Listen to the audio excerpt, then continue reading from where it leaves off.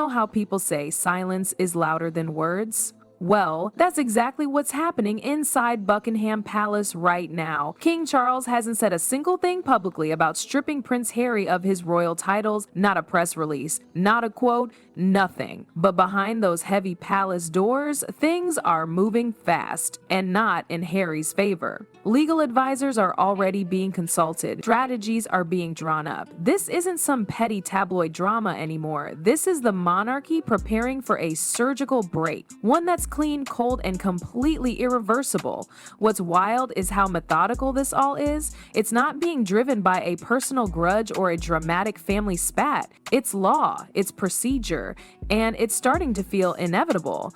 The House of Lords, one of the most powerful and ancient political bodies in the UK, isn't just debating this for show, or laying the legal groundwork to strip Harry of his Duke of Sussex title and possibly every other royal privilege he still holds. The energy's shifted. This used to be just online chatter, a few angry Brits sounding off after another Oprah interview. Now, over 60% of the UK public actually supports the move. And the Lords are paying attention. This whole thing has the weight of a country behind it. And when the people and the parliament are on the same page, things don't just happen, they accelerate. You can feel it in the air. There's no more dancing around the issue, no more giving Harry and Meghan the benefit of the doubt. This isn't about a rebellious prince anymore, it's about the crown protecting its legacy. Let's talk about why this is such a big deal. Because to the average person, titles might seem like fluff, just fancy names, but in the royal world, they're everything. Their power, their access, they're the difference between being invited to a global summit and getting stuck in line like the rest of us. Harry didn't just leave the royal family and disappear into the hills of California. He left, criticized the institution in interviews, books, and documentaries, and then continued to cash in as a royal. Prince Harry, Duke of Sussex, the crest still stamped on the projects, the titles still rolled out on red carpets. That contradiction is what's fueling this whole push.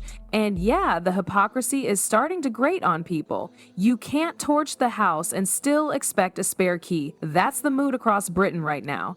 Harry dragged the royal family through the mud, accusing them of everything from racism to neglect, while still using the crown's glow to stay relevant. Spotify deals, Netflix content, best-selling memoirs, all propped up by that royal branding. Strip away the title, and suddenly it's not the Duke of Sussex giving interviews, it's just Harry. And in Hollywood, that matters. What's even crazier, if this title is officially removed, it's not just a rebranding, it's a full-on legal and financial earthquake. These companies, Netflix, Penguin, BetterUp, they didn't sign a contract with a private citizen, they signed royalty. Lose the title and those deals start looking shaky. The influence fades, the mystique vanishes, he becomes just another celebrity in a sea of them. And the institutions he's tied to, they're not in the business of backing nobodies. Meanwhile, Prince William is watching all of this unfold from the shadows. No statements, no comments. But insiders say he's not stepping in, and that silence might just be his approval. This isn't just about removing a title. It's about making sure the monarchy survives in the long run. And William, he's clearly picking the crown over his brother. This isn't drama. This is history being written. And Harry, he might just be written out of it completely. The deeper you look into this, the more it starts to feel like Harry's been walking a tightrope without realizing how thin the wire has become. Because this isn't just about one title. It's about unraveling an entire identity he's built his new life around. Without Duke of Sussex attached to his name, Harry loses the one thing that still sets him apart from the millions of other famous people with podcasts and book deals. He becomes normal. And for someone raised in palaces, dressed in military regalia, and followed by cameras since birth, that fall is not just hard, it's humiliating. That humiliation hits even harder when you realize what's powering this movement. It's not just Parliament or the royal family, it's regular people. Poll after poll is showing a massive chunk of the UK population believes Harry should lose his remaining royal ties. And let's be honest, that's not because they're obsessed with decorum, it's because the public feels played. They watched Harry walk away, tear the monarchy to shreds on international TV, and then keep using royal credentials like nothing happened. That doesn't sit right with a country built on tradition, especially one that takes the monarchy seriously, not just as a symbol, but as an institution. Then there's Meghan. Even though her name's not on the official paperwork, her fingerprints are all over this saga. It was her influence that many believe pulled Harry into the orbit of Hollywood PR tactics and global branding strategies. Sussex Royal wasn't just a cute name. It was a launch pad. Their Netflix deals, Spotify shows, children's books, and philanthropy campaigns weren't just about their story, they were packaged as the royal story. The problem? That story doesn't belong to them anymore. If Harry loses the Duke title, Meghan's Duchess title goes with it. And with that, the entire Sussex brand starts to crumble. No royal cachet, no special treatment, no mystique. Just two people in Montecito trying to keep their media empire afloat in a market that moves on quickly. It's not hate, it's reality. The royal aura is what made them different. Strip that away and they start to look like any other former celebrity couple trying to stay in the headlines. But here's the twist most people aren't ready for. This might not just be a branding disaster, it could be a legal one. Harry openly admitted to drug use in his memoir, Spare. Under normal U.S. immigration law, that alone could jeopardize a visa. But what if his royal title played a role in smoothing that process over? What if the Duke of Sussex got leniency that regular folks never would? Strip the title, and suddenly Harry becomes vulnerable to a whole new level of scrutiny. Immigration, tax status, international contracts, nothing's off the table. It's not just the public image that collapses, it's the entire infrastructure that's held his post-royal life together. Companies that signed him as a royal figure might start rethinking those deals. Speaking fees drop, invites dry up, the mystique is gone, and the value that came with it evaporates.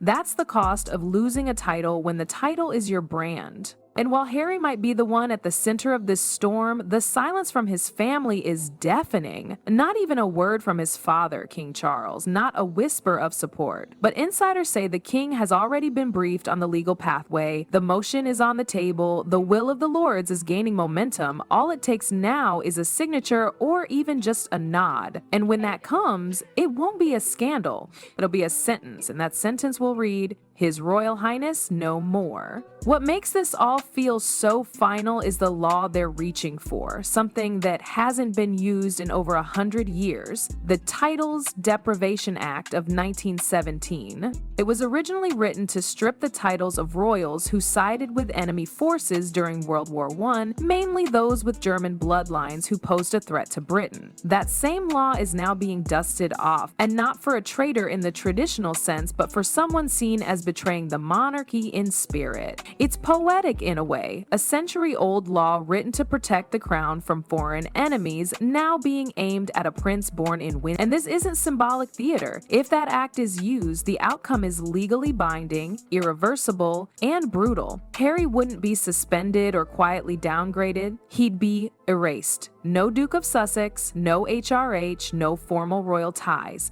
His name in the official books would be struck through like a mistake, and there would be no coming back. Not for him, not for Meghan, not for their children. The royal blood may still be there, but every trace of royal privilege would be gone. This would go far beyond just embarrassment. It would cut off the last bridge back to the monarchy. No future trooping the color balcony appearances, no honorary military roles, no state occasions, no family representation on world stages. His children wouldn't inherit a title. There would be no royal connection to pass down. The door would be shut, bolted, and buried. And the most painful part? He'd have no power to stop it. No vote, no defense. It's happening above his head, and he's not even in the room. And it's not just the UK watching anymore. International media is circling like vultures. In France, newspapers are calling it a slow-motion beheading. German headlines mock his fading relevance.